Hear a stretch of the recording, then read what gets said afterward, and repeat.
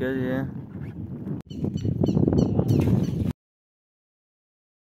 Hi friends అందరికీ. ఈరోజు మేము వచ్చేసి ఇక్కడ మా ఊరి దగ్గర సోమశిల డ్యామ్ అయితే ఉంది కోనాపురం దగ్గర. అక్కడికైతే చేపలకైతే పోతున్నాము పడవలో వేటకి. నైట్ అయితే మా సైడు వాన అయితే బీభత్సంగా పడింది. క్లైమేట్ అయితే చూడండి సూపర్గా అయితే ఉండదు. మా సైడ్ వచ్చేసి చుట్టూరు పొలాలు కొండలు, క్లైమేట్ అయితే చాలా బాగుంటుంది. ఈ ఊరు వచ్చేసి కోనాపురం. ఈ ఊరు అయితే దాటుకొని పోవాలా డ్యామ్ దగ్గరికి. ఈ ఊరే లాస్ట్ ఇక్కడికి. ఇదే డ్యాము సోమశిల డ్యామ్ అంటారు. ఇది వచ్చేసి ఇటు సైడు సిద్ధవాటం దగ్గర నుంచి ఇటు సైడు పెంచులకోన నెల్లూరు వరకు అయితే ఉంటుంది ఇది సోమశిల డ్యాము. ఈ డ్యామ్ దగ్గరలో ఉండే ఊర్లో ఉండే వాళ్ళే ఇక్కడ చేపలు అయి పట్టేది. వాళ్ళే ఇవి వచ్చేసి ఆవులు, కొన్ని వేలు ఆవులు అయితే ఉన్నాయి చూడండి. కువైట్లో సంవత్సరాల తరబడి ఉండి ఒక్కసారిగా ఇలా ఇండియాకి వచ్చి ఇలాంటి వాతావరణంలో స్పెండ్ చేసినప్పుడు మామూలుగా ఉండదు ఆ సంతోషం.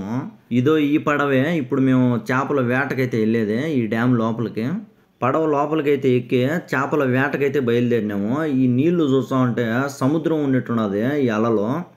నేనైతే పడవలో చేపల వేటకు వెళ్ళడం అయితే ఇదే ఫస్ట్ టైం. ఇంతవరకు అయితే ఎప్పుడు వెళ్ళలేదు. ఈ డ్యామ్ అయితే లోతు అయితే చాలా లోతు అయితే ఉండదు. ఈ పడవ నడిపే పిల్లోడైతే చాలా స్పీడ్గా అయితే నడుపుతున్నాడు. ఆ పిల్లోడైతే మాకు తెలిసిన పిల్లోడే. కువైట్కి వెళ్ళినప్పటి నుంచి ఇప్పటికైతే చాలా రోజులైంది ఈత కొట్టి. అందుకని నేను మా అన్న పిల్లోళ్ళు అందరం అయితే ఈ పడవలో నుంచి అయితే ఈ డ్యామ్లోకి అయితే దూకినాము ఈత కొట్టడానికి. మళ్ళీ కువైట్కి వెళ్ళానంటే ఇలాంటి చిన్న చిన్న ఆనందాలు అయితే కోల్పోతాము. అందుకే బాగా ఎంజాయ్ చేస్తున్నాను. పడవలో నుంచి నీళ్ళలోకి అయితే దూకినాను ఈత కొట్టడానికి. నీళ్ళలో నుంచి పడవలోకి ఎక్కాలంటేనే దిమ్మ తిరిగిపోతుంది, చాలా కష్టంగానే.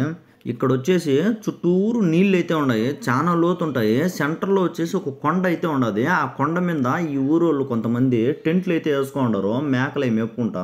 ఇక్కడ ఎదురుగా ఒక గుడి అయితే ఉండదు చూడండి. చుట్టూరు నీళ్ళు అయితే ఉన్నాయి, సెంటర్లో ఉండదు ఆ గుడి. ఆ గుడి ఉండే ఆ ప్లేస్ అంతా అయితే అది ఒక పల్లెటూరు అంట. ఒకప్పుడు అక్కడ వచ్చేసి పనులు చేసుకుంటా ఉండేవాళ్ళు మనుషులు. ఇప్పుడైతే లేరు, అంతా పడిపోయింది అనమాట. చేపలు వచ్చేసి తర్వాత పట్టుకోవచ్చులే అని ఆ గూడు ఉండే ప్లేస్కి అయితే పోయినాము. ఒకప్పుడు ఆ విలేజ్ ఎలా ఉండేది ఏంటి చూద్దామని మీకు కూడా చూపిస్తాను చూడండి. ఇప్పుడు మేము ఉండే ఈ ప్లేస్ చుట్టూరు అయితే నీళ్ళు అయితే ఉంటాయి, చాలా లోతు అయితే ఉంటాయి. ఈ సెంటర్లో అయితే ఉండదు ఈ ఊరు. ఎలా ఉండేదో ఏంటో మరి ఒకప్పుడు. ఇక్కడైతే చూడండి ఇల్లులు ఎలా పడిపోయినాయో. ఇక్కడికి నీళ్లు రావడం వల్ల ఇవన్నీ పడిపోయినాయంట ఇక్కడ మొత్తం అన్నీ. ఒకప్పుడు ఇక్కడ ఉండేవాళ్ళు ఇక్కడ ఇల్లులు కట్టుకొని వీళ్ళైతే చాలా సంతోషంగా ఉండింటారు ఒకప్పుడు. ఎందుకంటే చుట్టూరు కొండలు, ఈ పక్కనే వచ్చేసి ఈ నీళ్ళు ఉండడం, ఇక్కడే చేపలు పట్టుకోవడం, ఇక్కడ మేకలు మేపుకుంటా హ్యాపీగా ఎంజాయ్ చేస్తూ ఉంటారు లైఫ్. అంత బాగుండదు ఇక్కడ. ఇక్కడుండే ఈ గుడి అయితే రాముల స్వామి గుడి. ఇక్కడుండే ఈ ఊరు అంతటికి ఇది ఒక్కటే గుడి అనమాట, రాముల స్వామి గుడి. ఇక్కడ నీళ్లు రావడం వల్ల ఈ ఊర్లో నివసించే చాలామంది ఇక్కడ టౌన్లో అనమాట తిరుపతి ఇట్లా పెద్ద పెద్ద సిటీలకి అయితే వెళ్ళిపోయినారు. ఇక్కడ ఒక్కరు కూడా లేకుండా కొంతమంది వచ్చేసి ఈ పక్కనే పల్లెటూరులో అయితే ఉన్నారు.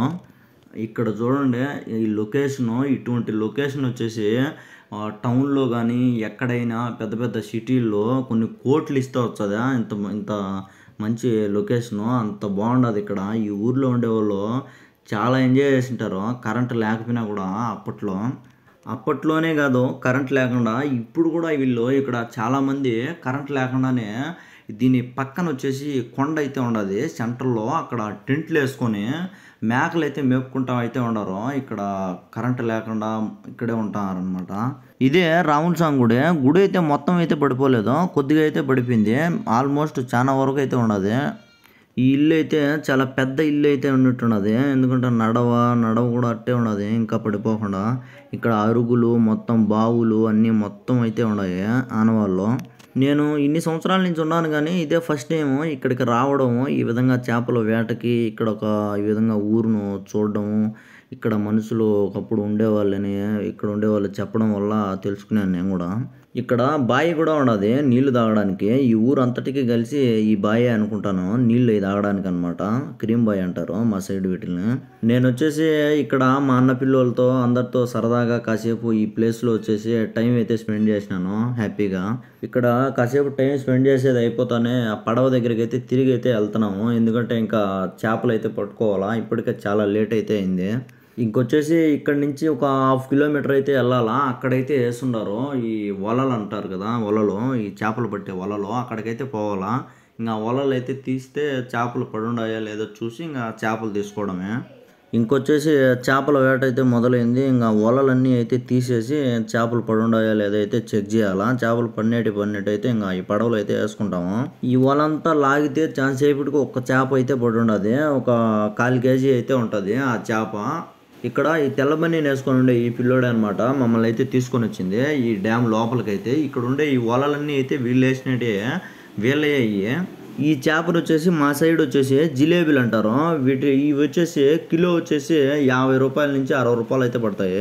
50 రూపాయల నుంచి 60 రూపాయలు వచ్చేసి వీళ్ళ దగ్గర అనమాట. ఇక్కడికే వచ్చి తీసుకున్నామంటే 50 రూపాయల నుంచి 60 రూపాయలు అయితే ఉంటాయి. బయట మార్కెట్లో కొనుక్కోవాలంటే టౌన్కి వెళ్ళి అక్కడైతే 100 రూపాయలు ఈ చేప. పాపం ఈ పిల్లోడు వచ్చేసి మా కోసం చాలా కష్టపడ్డాడు. ఈ బోట్ నడపడం, ఈ చేపలు మాకు ఫ్రెష్గా అప్పటికప్పుడే వలలో పడినటి తీసిచ్చి చాలా కష్టపడినాడు అయితే. ఇదో ఇక్కడ ఉండే ఈ చేప అనమాట. ఇది ఒక 1/4 kg అయితే వస్తుంది. దీన్ని జిలేబీ అంటారు. రోకు కేజీ ఎంత చేప పడింది.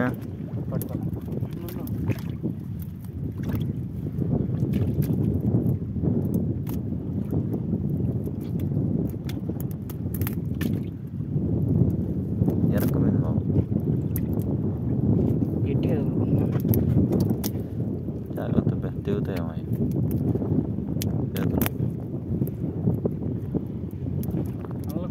ఇవి బాగుంటాయి బుచ్చులు విన్నా.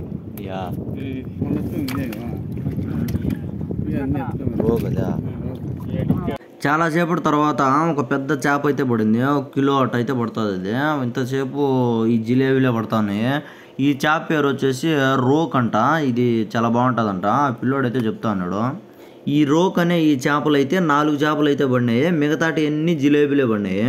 బాగా ఫ్రెష్గా అయితే ఉన్నాయి. ఇప్పటికిప్పుడే పట్టినట్టు. ఇప్పుడుండే ఈ క్లైమేట్కి అయితే ఈ చేపల పులుసు ఫ్రై చేసుకుంటే మామూలుగా ఉండదు. అయ్యో ఈ చేపలే మేము పట్టినట్టు అన్నీ. మొత్తానికి చేపల వేట అయితే అయిపోయింది. చేపలు అయితే పట్టుకున్నాము. ఇంకా నేను మా అన్న పిల్లోళ్ళం అందరం అయితే ఇంక ఒడ్డుకి అయితే వెళ్తున్నాము. ఈ చేపలు మొత్తం అయితే నాకు తెలిసి ఒక 8 kg అయితే ఈజీగా అయితే ఉంటాయి.